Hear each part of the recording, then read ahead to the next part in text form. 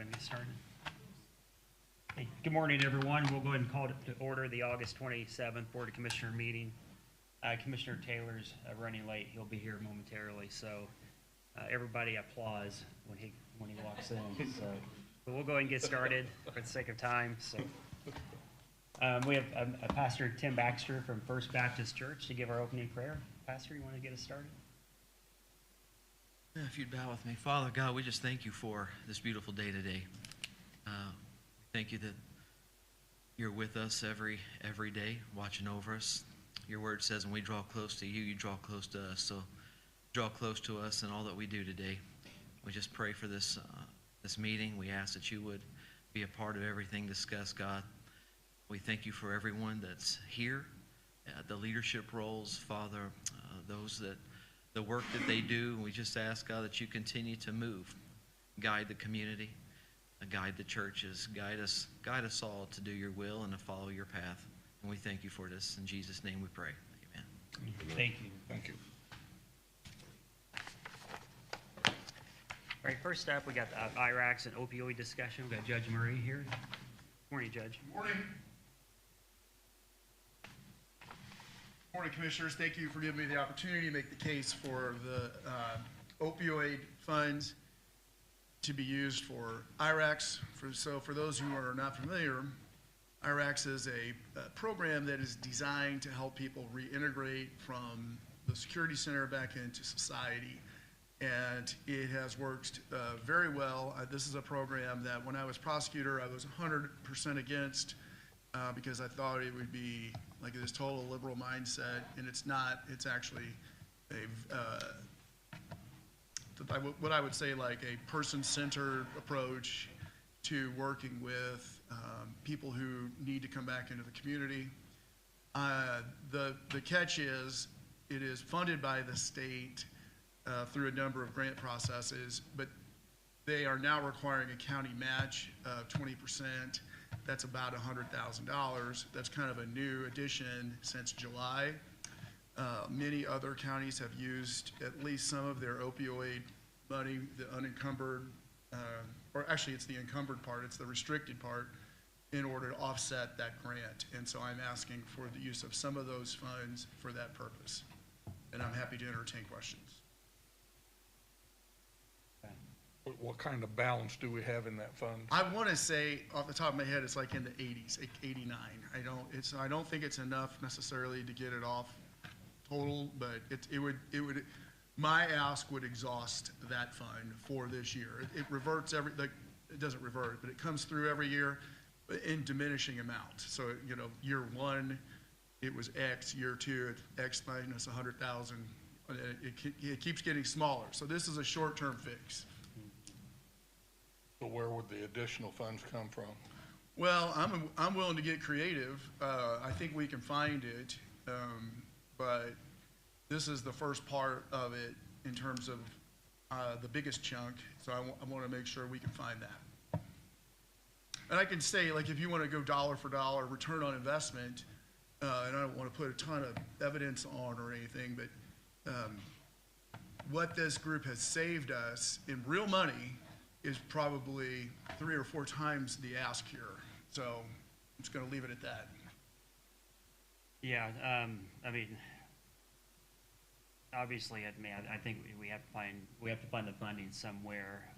I think we do need to put a little bit more thought into it as far as what is the long-term solution, and I think it's going to be an all of the above approach. And so what I would recommend that we do is we pull in the JRAC committee who helps oversee this opioid funding, because just to make sure that we don't impede any of their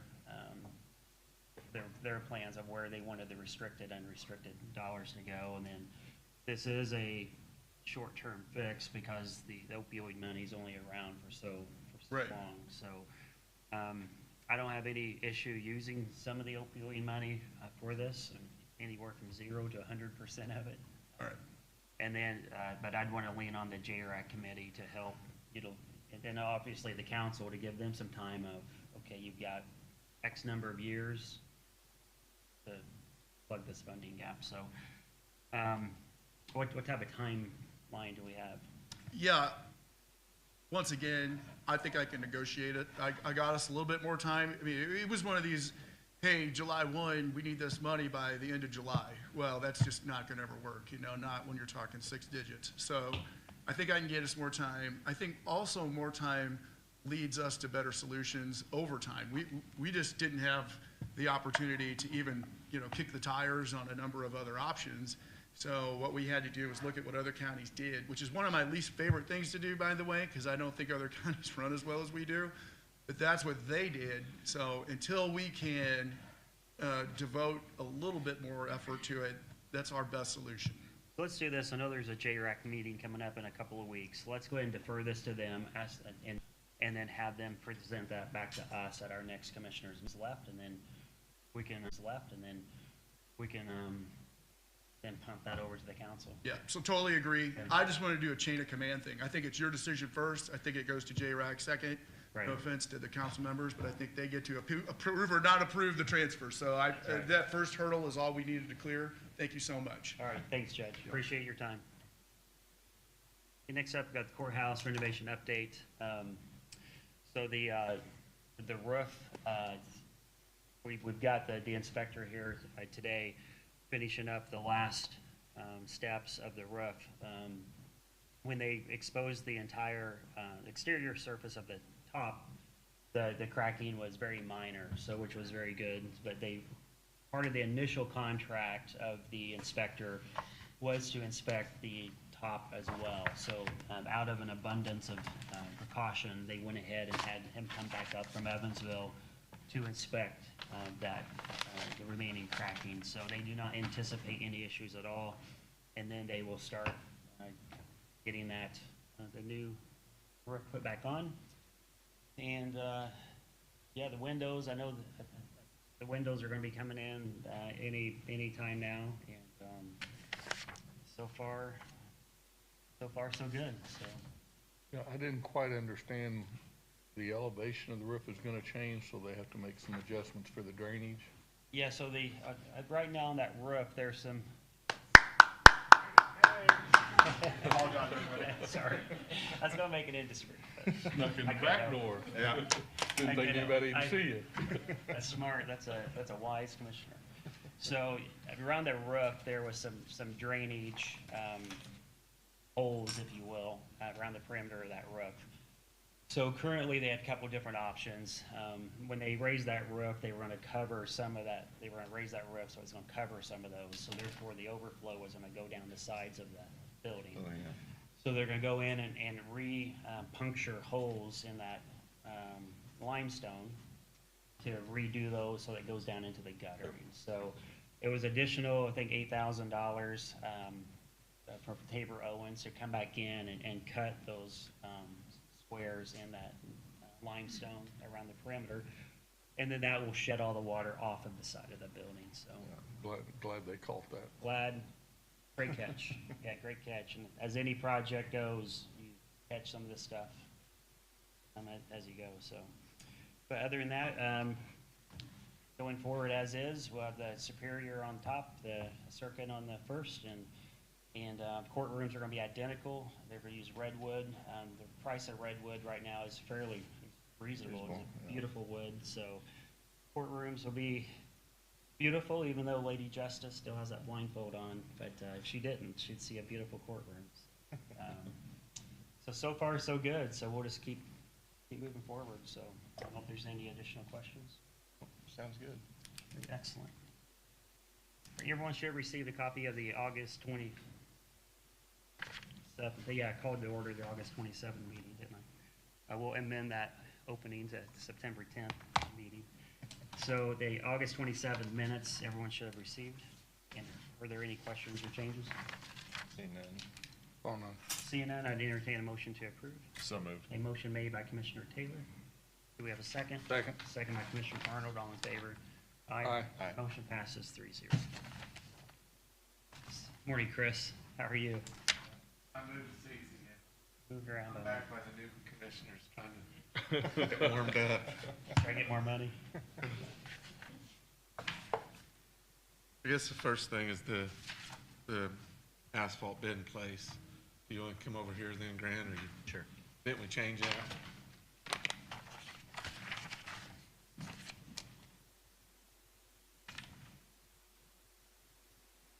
We've got a handful of bids here. Who's here for the asphalt bids? Thank you. Guys.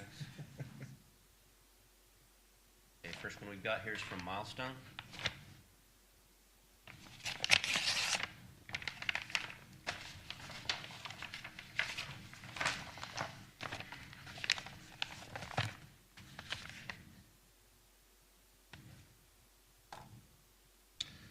For asphalt in place, County Road 300 West. Correct. $258,366.15. I'll get their bidding on.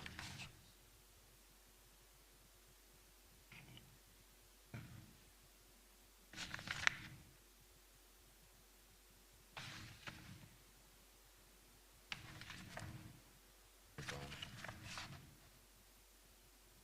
Bidding on that. 196. So you're looking for 496 here? Yeah.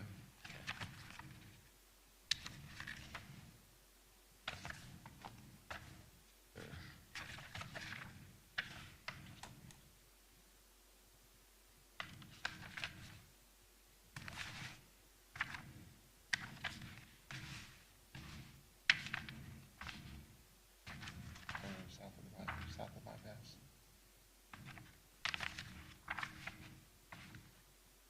E-Verify.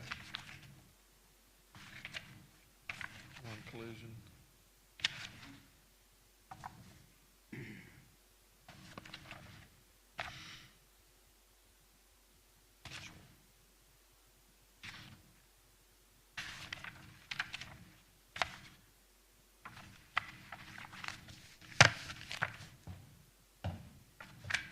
There it is. Anything else? Nope. Chris, is this everything south of the bypass? Yes. Okay. South of the bypass to just past GPC, the part that was built, when GPC came in. I forget what the total miles were about. But there's a lot of Maybe land- lot of under a land there. mile, right at a mile, yeah. There are two here from Calcar Paving.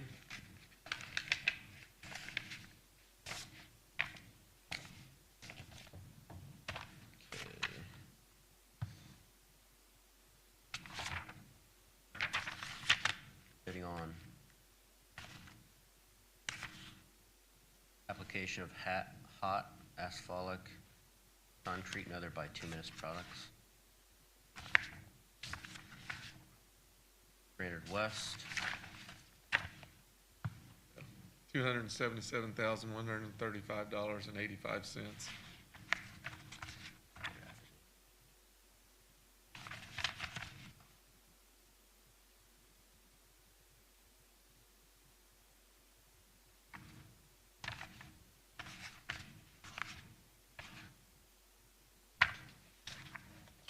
anything else on that?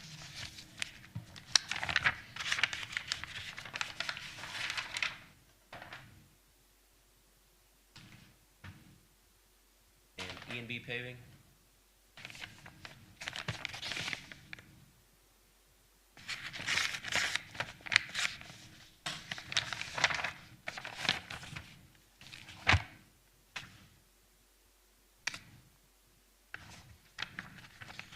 Trader West.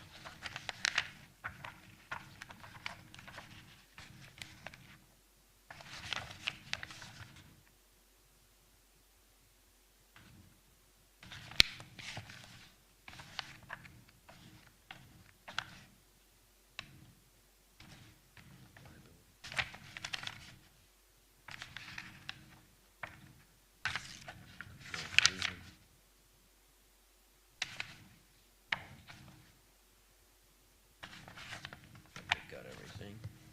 $243,000 even. Anybody else submit a bid?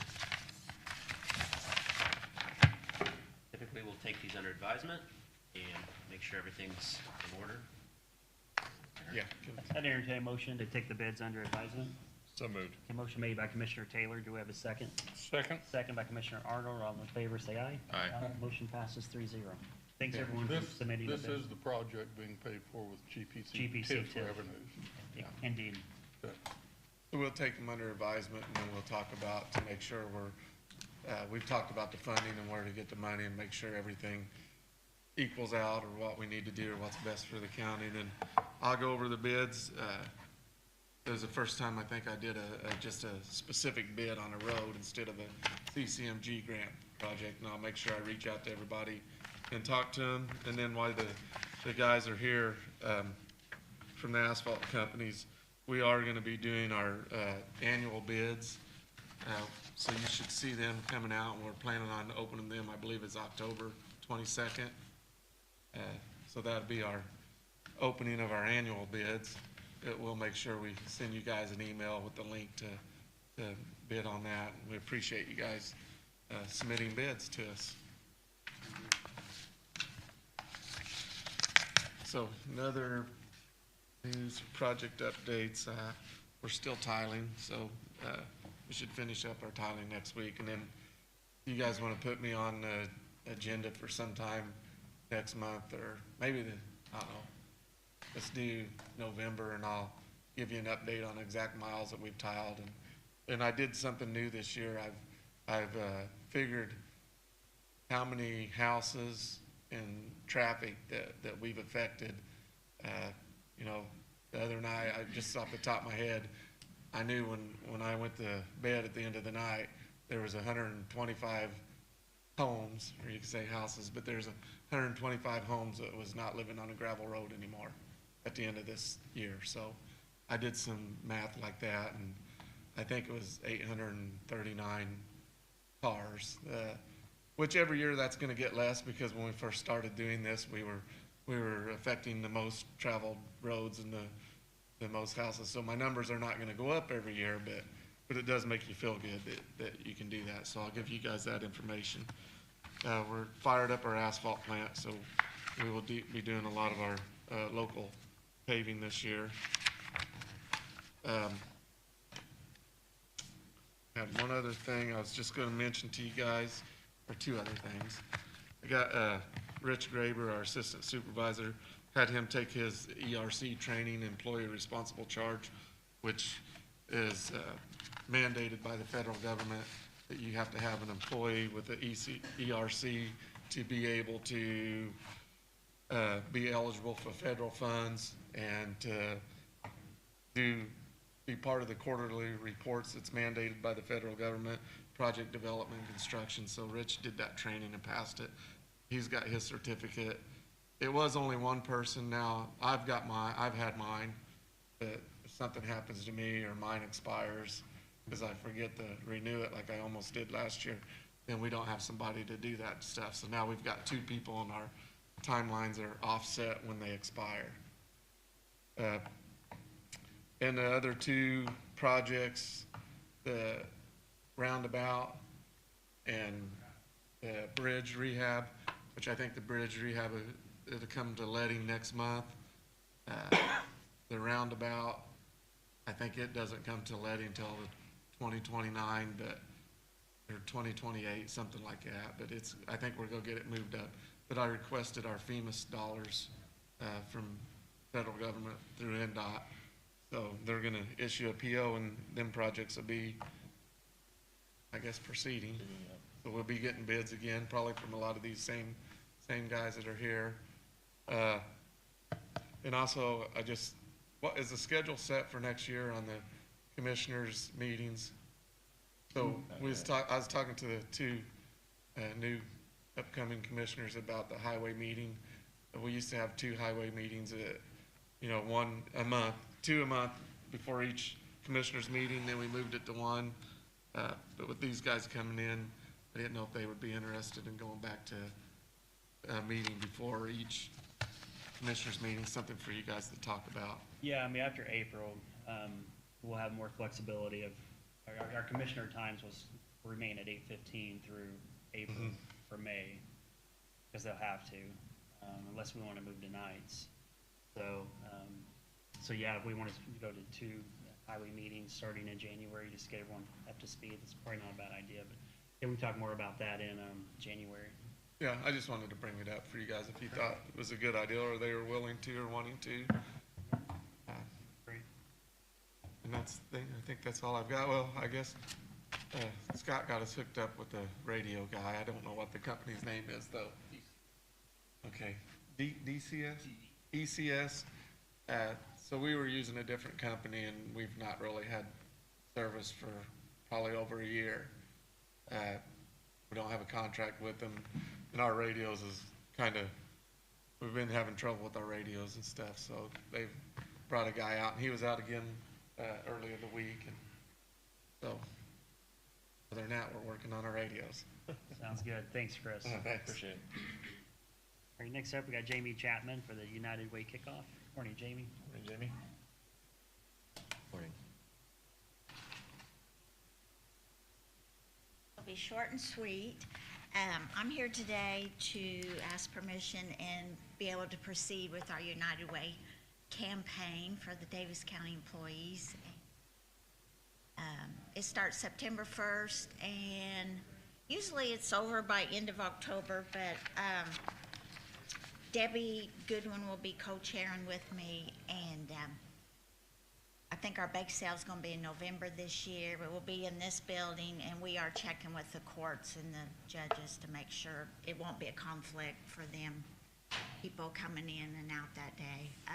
Our bake sale was the top campaign donations coming in that year. So I just need to ask permission to put our sign out and proceed with the payroll Yeah, people for deduction and sounds great. I have no issue with it. No issues? No. And entertain a motion to approve all of Jamie's requests. So moved. Hey, thank you. Motion made by Commissioner Taylor, with second. Second. Commissioner Arnold, all in favor. Aye. Motion passes 3-0. Next up, got Scott Myers. Morning, Scott. Good morning, everyone. Here, looking at a burn ban. From the time I looked, putting this on last Thursday morning, there was no chance of rain, and now we have a hurricane in the Gulf that may be coming up the Mississippi River. But right now, the amounts don't look super heavy like we would hope to get out of a hurricane, so I think we just still proceed forward with the burn ban. Right now, the rainfall totals anywhere from a ½ inch to maybe 2 on some models, but generally ½ inch to 1 inch of rain. So it'll be nice, but it won't be enough to help the drought Yeah, situation. And these burn bans, they're just weekly, right? You have to update them every week, you have to. They can either be determined 7 days, or they can be determined indefinitely and then rescinded upon. You know, it can be turned indefinitely for when you guys can do it. I cannot do it alone. You guys want it weekly or indefinitely? Maybe we'll do it indefinitely until the next meeting, and then we can Okay. change it later, because it's Yeah, definitely dry out there. I mean, it's bad. The forecast after this hurricane is 2 more weeks of dry, so. Okay. Yeah. Ron, any questions? I have no issue with All right. permanent. Permanent, okay. I'd entertain a motion to approve the burn ban indefinitely until the commissioners lift it at the advice of the EMA director. Yep, so moved. A motion made by Commissioner Taylor. Do we have a second? Second. Second by Commissioner Arnold. All in favor? Aye. The motion passes 3-0. Appreciate it, Scott. Hey, thanks, Scott. Next up, we got Sheriff Allison, the SSI Incentive Payment Program. Gary, good morning. Morning. This is a program that we're signing up for when someone is incarcerated in the security center. Once they hit that 30-day mark, they're no longer eligible to receive Social Security benefits. We report that information to the Social Security Administration, and they give us like $400 a person to $200 a person, depending set of factors that's in that contract. Okay. I don't have any idea how rich we're gonna get off this. Hopefully not very. Yeah, I'm No. not very rich at all. But, it's a little bit, you know, it's, Everything helps though. yeah, Yeah, and if they're not supposed to receive them while incarcerated, then right. they need to And we stay. can get, I think I probably got 3 right now. If I have 10 for the whole year, I would be amazed. 1,000. And if they're incarcerated, they shouldn't need, Right. so. I think it's a good program. So I do too. commissioners, any questions? Nope. If not, I'd entertain a motion to approve. So moved. A motion made by Commissioner Taylor. Do we have a second? Second. Second by Commissioner Arnold. All in favor? Aye. Thank you. Thanks. Yeah, they're already on the county taxpayer once they're there, so. Yeah, they're on our SSI program. Right. All right, thanks, Gary. Next up, we got the COVID policy change update from the Health Department. I don't see the policy in front of me. Kathy, And she was requesting how we wanted to proceed with the COVID policy, so we needed to bring it before the board for you guys to determine on how Yeah. you wanted to treat that, so. okay, great. Just Kat- saying. Go ahead. You go ahead. You go ahead. No. Kathy reached out maybe a week or so ago regarding the future of the COVID policy, and I suggested just treating it like the flu or any other illness that we have, that if you're sick and you're contagious, you know, we have a policy for that, so just slide COVID up underneath that, and you know, That's basically what we said last year, wasn't let's it? just keep rolling. So, yeah, so just kind of keep the policy as is, lack of a better part, so, but not to have like this big standalone policy I where, don't think so. you know, have to do something different than if you have the flu. So, that'd be our recommendation, is just keep it as similar to the flu or any other contagious disease. So, we'll just pass that back along to Kathy and see what she comes up with. Yeah. And then I think with that, she's gonna email everybody and just let everybody know. Sounds great. All right. Anything from the audience? Commissioners, anything? Got one thing. At the last meeting, I'd asked about the handbook policy, and Jen is tracking that down for me, so I appreciate your effort there. Sounds great. Thank you. If there's nothing else, I'd entertain a motion to approve payroll claims and to adjourn the meeting. So moved. A motion made by Commissioner Taylor. Do we have a second? Second? Second by Commissioner Arnold. All in favor? Aye.